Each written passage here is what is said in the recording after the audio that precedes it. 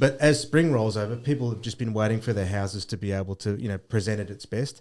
Buyers have waited. Tenants don't like to move through the winter months either. So there's just naturally a lot more activity that happens through the course through this time. So. Going once, going twice, sold. You're listening to the Property Pod. All right, guys, welcome back to the Property Pod, your weekly engagement into real estate here in the Hobart Marketplace. I'm your host, Aaron Horn, and as always, I'm joined by superstars of real estate here in Hobart, Patrick Berry and John McGregor. Welcome back to the table, boys. What an intro. Tell me about it, yeah. Wrestling style. I got almost be right on the verge of being a grind, and I'm here always.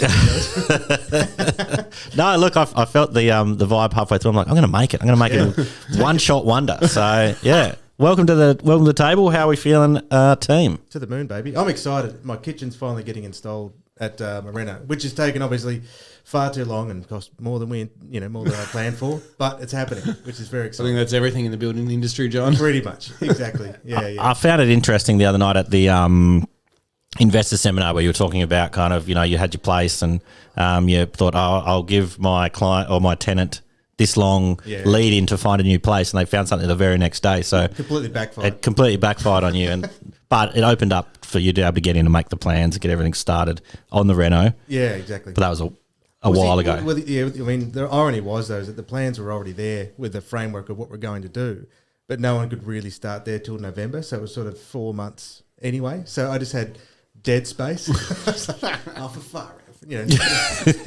But I honoured my word. So I just 24 hours. It just surprised me. Trying to be the good Samaritan. Yeah, completely backfired on me. So what's happening with the kitchen? Give us a rundown. Give us the visual picture. Paint a picture with your words about what's happening with this kitchen. What was it, and what will it become? So originally it was an L-shaped kitchen in a smaller room. Yep. But what we did was we did the typical rip down the wall which connected the lounge room to the living room. So you just got this one long connected space now. Yep. And then we cut a hole out the back of the house and put in two doors. French doors. Two French doors with glass.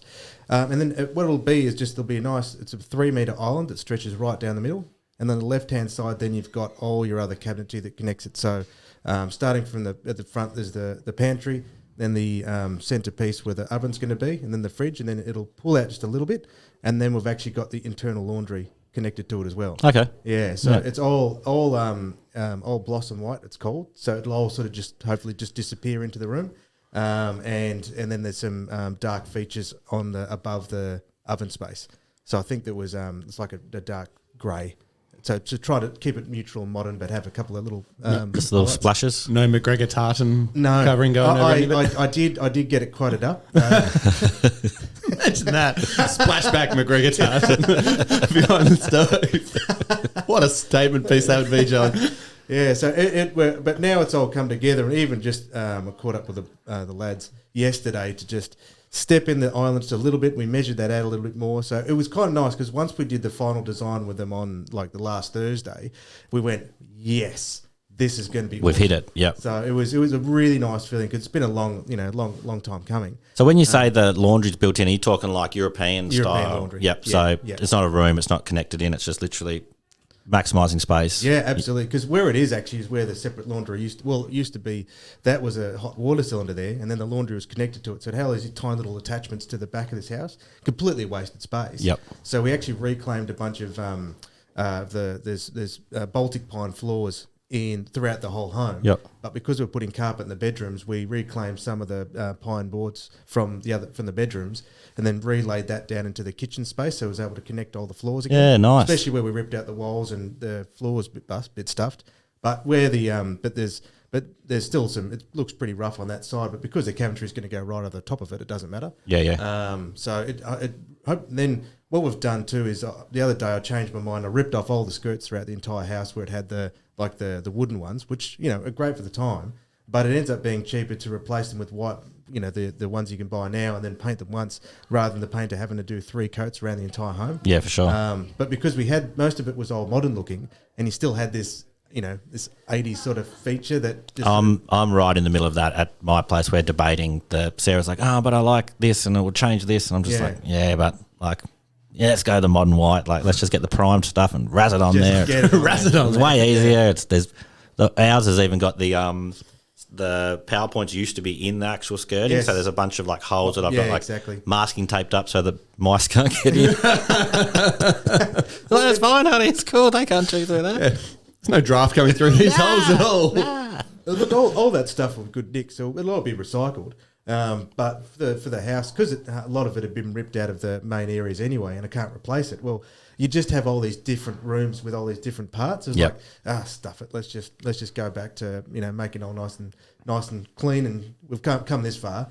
Might as well just finish it off now. And then what's the goal at the end? Is it to live in this, or is this to rent out and continue it as an investment property? It was originally it was just going to be. It wasn't until I met my current partner where it evolved a bit more because I'll be staying in it for a little bit longer. So that's why we've spent a lot of money on the kitchen. The bathrooms are nicer than they would have been. It wasn't just like a little tart up to rent it in a good condition, you could say. Yep. So now we'll probably be there for 2 to 3 years, and we've got a townhouse design on the back of that block, which we're 90% through. But realistically, it's going to take 12 to 18 months To then build that on top. actually even start anyway. Yep. So then once that's done, we'll move into the back townhouse and then ideally rent out the front, provided we can keep it and the finances stack up. So Yeah, cool. Which, like obviously last episode we spoke about having a plan and then sticking to it. But I guess like it's a matter of having a plan and then being flexible enough to be like, if the numbers stack up in this way, Yeah. now we're going to change our plan and be like, oh, we can't actually get the townhouse built in the time period that we want. We're going to be sinking costs into renting.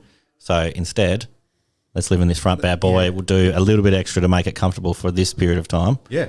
And Bob's your uncle. Oh, look, financially, if you're looking for an investor's perspective, it doesn't make sense, But what it was then, both of these are more so that, we're looking for us to enjoy that lifestyle in those properties. So that's that basis for that little, for that one little development. Yeah. Oh, look, and there's reasons for A, B, and C, and you can kind of be trying to balance the checkbooks across all boards. But yeah, you've got to live somewhere as well. Yeah, And exactly. Ultimately, it's you're renting with your mates, trying to have a relationship, maybe kids and stuff on the horizon.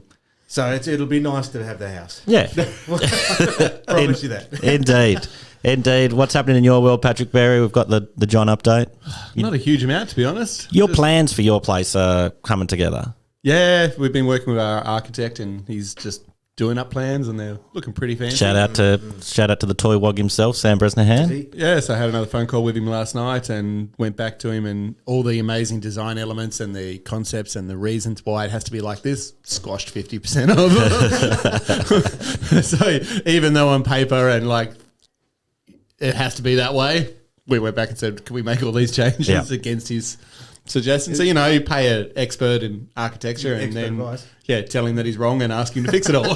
So that Look, worked out well. you guys are dealing with that all the time. Like you're giving advice on, buy this, don't buy that. Like this is your best It option. wasn't too bad. We didn't go back with too much stuff. It was just a few little things and there were more trade-offs between Abby and I to make sure all of us were happy. Yep. So it's like, well, I really like this, and Abby hated it, but she really liked a different element, so we sort of swapped. So Yep. yeah, it's coming together quite well. It's looking really good. I think that's a good way to roll, because if one of you allow the other something that they hate, you'll always resent it just a little bit. Yeah. It's So- got to be that where we both agree 100%. Yeah, so our biggest challenge now is, we've hired an architect to design a property, and architects have creative ideas. Yeah. And maybe those creative ideas are a little bit more than what we were brave enough to build. And Yes. as Sam was saying last night, well, we can make some of these changes, but then you're really just paying for an overpriced Metricon home or an overpriced Unique home. What an argument. I Well was like, played. you. Ooh, yeah, right in that knife. Yeah, it's just like, so, it's up to you. Like, so, Nice. yeah, so nice. through a conversation, though, we came to a happy median, and he's going to make some amendments to hopefully get it to where we want it to be. So, Nice. yeah, we're excited. But yeah, it was amusing that he was happy to make the changes if we wanted to go back to a plain old Jane home. Nah, well played, Brez. I had the joys of living with Brez while we were at uni, while he was training and doing all his architectural design and environmental design and stuff. And the things they would be coming in telling me, like, oh, yeah, the light's got to bounce off this and do this. And I would be like, holy moly, who thinks about this stuff? But, Oh, yeah. It's been crazy. No, it's really, really in-depth and really interesting. And, yeah, as you said, you can have a a run-of-the-mill home, or be brave. I've never known the Berries not to be brave and to push the envelope. Changed the thing on it, but compromise had to happen. So happy wife, happy life, they say. The good news is none of her team members are on this episode, so she won't be listening. Well, at least even when it's it looks amazing, all of it makes sense. But you can, if someone looks at the plan and go, but I'm just not going to use it for that reason. You got to live in it. Well, then it's pointless. Yeah. So you've got to be able to see how you're going to live in it and make sure it works for you. So they're the things that we're just changing. Like we're just looking at some small things that we do on the daily and thinking, does that really work, or do we just need to tweak? But no, Sam's been really good about it. Yeah, he was telling me last night that the changes we've requested are so small to some of his clients. Some of his clients, he gets to this stage where renders are all built and we're basically 90% there, and then they pivot in a 180-degree direction and want him to cut half the house to pieces. So he wasn't worried at all by our 1.5 pages of suggestions. Yeah. He's like, it's nothing compared to what some of my clients do to me. So it's not like you said, anyway, change that one. So we bought another block. Yeah. We're going to start again. We hate this block. So so no, it's been really fun working with him and working with an architect, because it is a different experience to design with somebody that knows all of those little elements. Even looking at your plans, I'm like, God, I never would have even been able to conceive that. And that's what's really exciting. Wait till you see the 3D renders; they look pretty impressive. Oh, really? Yeah, sweet. Yeah, so no, it's exciting times. Really. What that? No idea. Slippery when wet. I reckon it's a sign or something. Who knows? Anyway, no one seems worried. No. Yeah, so exciting times. Really happy to keep pushing forward, and we'll see where we end up. Yeah. Well, speaking of exciting times, it's an exciting time of the year. Things have changed. We're in a state of change currently. You'll see that we previously were wearing beanies. Now we've got our hats on. Yep. The sun is out. The sun is shining. Spring has sprung. The green wall's about to come into blossom. It's going to come into blossom. Actually, there's down on my street where I'm walk the dog, there's this magnolia tree that is just like come to life with all this pink, and like you just walk past, it's like, holy moly, I love this time of year. It's so good. I never thought I'd be a guy that would stop and smell the roses, but stop and appreciate this magnolia tree. The attitude makes a difference, isn't it? Even, from buying and selling, everyone just slowly starts to get in a bit more of an aspirational mode. It's like, ooh, things are getting better, Oh, you feel nicer though. Like last night, it was 6 o'clock, and I was fixing my barbecue so I could fire it up for the first time in God knows how long to cook some steak. I'm like. I was out digging a hole. I've got a leak under my driveway, which I've got Jackson and Cooper working on today. But they're like, oh, look, if you can dig the trench for us, that'd be way easier. It'll cost you heaps less. So I'm out there and 6:30 digging this trench, and my little son Jack's like, Daddy, what you doing? It's like, digging a hole. Exactly. But at least you can be doing that. And then obviously daylight savings is kind of coming around. But what we've been trying to talk about for 2 weeks of recording is let's get into Spring has sprung, and let's talk about kind of what that means for the market. I know you say it's like a really active time, John, and I'd love to go into kind of why that is and what that means for buyers and sellers. Well, one of the statistics I grabbed from realestate.com was, and the product that they use, release called Property Track, is that they noticed that in terms of price growth, is that the most intense growth happens around the last quarter.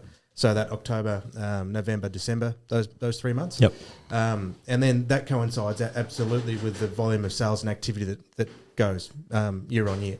So now what that will mean is that, obviously cycles will change where there's bloody bang ladders. Is that what it is? What's going on? It's a ladder that's clanging. So I reckon it's something from the storage fell down. Anyway, so, obviously year on year we might see volumes, go up or down with a larger, the larger market. Yep. But through the year, spring always ends up being your highest turnover and the highest growth if there is to be any. So I guess what I'm really interested in is the kind of state of the market at the moment. Feels like it's in a bit of a lull, or like it's kind of changed, or correction is kind of what we've been calling it. Yeah. What do we think is going to happen in this next little period? Like, I know you can't make a crystal ball. Yeah. Well, look, when we had that investors night, I asked that question: "Is who thinks we're in a rising market?" No one put their hands up, and so if that's a reflection of what everyone feels, that's the larger proportion that people probably couldn't control. But as spring rolls over, people have just been waiting for their houses to be able to present at its best. Buyers have waited. Tenants don't like to move through the winter months either. So there's just naturally a lot more activity that happens through the course through this time. So we may find that properties that we've had a hard time moving through this winter, and one of our clients, we're just advising it, look, let's just take a break. The problem is because it's cold, it's just the house there's nothing about it that screams, I want to live here during winter. So let's wait when there's more activity, give it a refresh, and maybe we just we'll get that activity that you need. Yep. And just because of a change of season, because it presents better. I think there's that notion too that people love the idea of being in a new house for Christmas. Yeah. And so Okay. you sell now, you can Get sell, in. settle, move, and be ready in your new place before that Christmas. New Yep, Year fresh period. start kind of Christmas yeah. and New Year. And then you get to enjoy the house through the summer. Yep. And the summer is the best time in any house. Like, your family barbecues in the backyard and, being outside kicking the footy. Like, there's so much more enjoyment in a house in the summer months Yeah. than there is in the winter months. So, Yeah, you're kind of taking advantage of all the other aspects rather than just being So I think if there's people out there that have got homes with outdoor entertaining areas or backyards that really scream amazing, spring is the perfect time to sell because the garden comes alive, and people can start to think, oh wow, if we buy this, Christmas at our place would be awesome in the backyard with the family coming round, and those type of conversations start to happen. Hang on, and look, with our clients at Dodgers, they've been doing all the prep work to effectively launch. I think it's at the tail end of September that we're planning for, so that right into October, you've got the perfect season for them to start going. Everyone's revisiting it. People are going down there visiting friends. I could experience this lifestyle. Well, Abby and I had Christmas last year down at Dodgers Ferry in our caravan. Yeah. And we had 7 days down there. We commuted back here to work each day and went back down during of a night time. Yeah. And of a night we were walking the dog on the beach, kids were in the pool. I'm like, I freaking love it down here, Abby. Well, I could move here. Yeah, exactly. And then I remembered it's, 50-minute drive to work every day, and that changed. Yeah, it But changed rather for that quickly. small window of time, I fell in love with that little lifestyle that summer offers down there. And as you've said, doing that in summer, you can kind of, get home from work and do that little beach walk. Whereas you get home from winter, you're leaving in the dark, coming home in the dark, you're stuck in you'd be in your caravan, but if you lived down there, Yeah. you're just stuck in that kind of, different kind of Environment. lifestyle. Yeah. Yeah, so I definitely see the advantages of spring and why people flock to sell in that. Yeah, It'll just be interesting to see how this year goes. So I guess where I was trying to angle before was in your previous experiences when you've gone through lulls in markets and stuff, does it still kind of work itself out into spring still is a kind of a rise, or do you still kind of find it's probably going to just sit where I it's think at? in any market in spring, there's still more activity around. 100%. But more activity in a quiet market versus a busy market is just reflective of what's happening at the time. That's the thing, and that's where you're taking that trends over a longer time frame, and then when you shorten them down, it still say, well, look, within that 12 months, it's still going to probably be more activity than we did in winter. Yep. Because that's just what happens every year. But then, year on year, well, it's probably less than what was last year and less than the year before. And I think, interest rates have been on topics for a lot of people now. And I think as we record today, they're announcing potentially another interest rate rise today. But I think people are starting to accept that is what it is. Yeah. I don't think people are as stressed anymore as what they potentially were. And I think people have accepted that, It's kind of leveling itself out to what it... Yeah. What it- And they were in a position to be able to meet those Requirements increase in mortgage. Yeah. Yeah, so I don't think we'll see those interest rates be as painful as what we thought they were going to be. Yep. I think all that it will do, and people need to accept that, is that with the interest rates increasing, people's borrowing capacity will be slightly less. So potentially they can pay slightly less for a home. But if, like we always say, if you're buying and selling in the same market, it doesn't matter. Yep. Because if you sell your home for slightly less, you'll be able to buy another home for slightly less. Yep. So it all works out in the wash. The only people that struggle are the ones that are moving marketplaces. That's it. So, like moving into state or retiring or getting first yeah. in. So I've got friends in Rocky at the moment, and that marketplace is going off. Adelaide's another one that's going off. yeah. If you're moving from Hobart to Adelaide, for instance, that's where you might struggle. Yep. Because you're selling your home at a cheaper rate, but moving to a market where it's accelerating. So Yeah. that's the challenge for the people at the moment. So anyone that's staying here, I think, can go along their business as normal. So the only other question I had for buying and selling in spring before we kind of finish up was, we're talking about the market gets busier, more properties come on board. Does that make it trickier to sell because you've got more competition to compete against? I would say that you've also got higher levels of buyer activity. Okay, so yeah, long as you put the even though pedestal. there's more properties, there's probably more buyers to go around those more properties. Exactly. The only caveat to that would be if 3 houses that are all average get listed in the same street at the same time, You just got to make sure you've got the best of the three, John. exactly right. And then obviously, you might be a little bit more aggressive in your pricing strategy, just so that you're the most attractive option in that moment. Yep. But yeah, just it's matched with more properties and more buyers. Yeah, cool. I was just picturing as we were kind of going through the ups and downs, I was like, oh, but if there's more properties, like then, yeah, how's my property going to stand out? But I guess that's why there's lots of kind of, ways that we can work around. And you can make a case in any direction, like you could, if someone's debating over when to sell in winter, you might say, well, look, now's a great time to do it because there's less competition on the market, and then if it's in spring, you could discourage them to do it because there could be more competition on the market, so you can swing it both ways. So you just manipulate your clients to whatever you need them to be, John. That's the thing, that's why, you want to be careful with who you're chatting to. Because sometimes they might have an ulterior motive and they can sell you in a direction that may not be suited to you. But that's where, again, it's always that thing is you buy and sell when it's most appropriate for your lifestyle, not trying to pick the peak, you could say. Wait, what's your thing? No, I've got one of your sayings in my head. Do you know the one I'm trying to think of? Nah, the problem is they don't try and play the market and have the market play you or something like that. Is that one? He's got it. He knows there's something there. Yeah, I know there's something there. I know I've got one of these sayings somewhere. There's something in the He's working through the filing cabinet. A little bit messy at the minute. Really, John? I can't remember. No, don't worry. Yeah, there's one in there. Someone can find the audio clip of it. Go back to the episodes. I'm sure He's got a file next to his daily schedule to keep in time with things. No, look, I love spring. Spring is probably, summer is awesome. You get to the beach and do these things, but spring is kind of that new life. Everything is kind of happening again. And as you say, you go for the walk and I see the magnolia tree and just think, bloody hell, longer nights, here we come. So I really like spring. I'm excited to see what's going to happen from here. Pat's looking at me like I'm a goose. No, next week's episode sponsored by Spring. We'll have to hit him up with that sort of endorsement, Aaron. Oh, well, remember when I brought the apple in?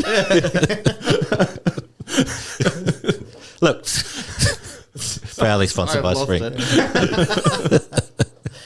No, look, it's a cracking time of year. I've got a lot of energy. I'm actually heading up the East Coast this evening to go shoot a wonderful property in Dolphin Sand. So this is kind of your perfect spring/summer retreat. Yeah. I'm excited to get out and about and do that. It would have been a lot trickier to do in winter. So yeah, absolutely. Cool. Well, spring has sprung. Spring has sprung. Awesome. Anything we want to close off with? No, I think the one you're thinking of was time in the market, not timing the market. That's the bad boy. That is what I was thinking of. Doesn't really equate to what we're talking about. But I think that's what we're talking about. Well, I think you should make up something about don't let the market play you, you play the market. Ooh. There you go. You think about that. Trademarked. A-horn. Every time you use it, I'll have 5 cents. Yeah, sponsored by Spring. All right, guys, that's the Property Pod for this week. See ya, guys. We'll see you next week. Gotcha. Bye. You have been listening to the Property Pod, recorded and edited by 414 Media House in conjunction with 414 Property Code. This podcast is general information only, and the thoughts and views expressed is the opinion of our panel, and listeners should always seek then use their own investigation into any topic we discuss to ensure they fully understand their own situation. It does not constitute and should not be relied on as purchasing, selling, financial or investment advice or recommendations, express or implied, and it should not be used as an invitation to take up any agent or investment services. No investment decision or activity should be undertaken on the basis of this information without first seeking qualified and professional advice.